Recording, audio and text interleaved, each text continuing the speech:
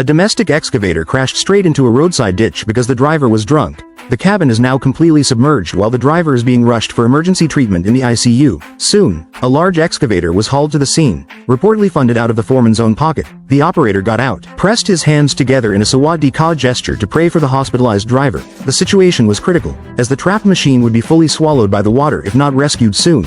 The rescue excavator first cleared a path to prep for the pull, showing a very professional approach. However, judging by the scene, one excavator alone couldn't finish the job since the trapped machine weighed more than the rescuer. Just then, a self-made tracked tractor from a villager arrived, because in the driver's eyes, helping others is a fine tradition. After 48 minutes of digging by the operator, the dirty water in the ditch was mostly cleared out. The team then fixed the towing cables to the anchor point at the bottom of the excavator and used a set of pulleys to increase the pulling force. Meanwhile, the rescue excavator also used ropes to help restrain it, with both rescue vehicles positioned in the same direction to maximize the pull. Clearly, the operator studied physics well. Surprisingly, the trapped excavator could still start normally. You have to admit Sanny's build quality is amazing. Once all preparations were done, the rescue officially began.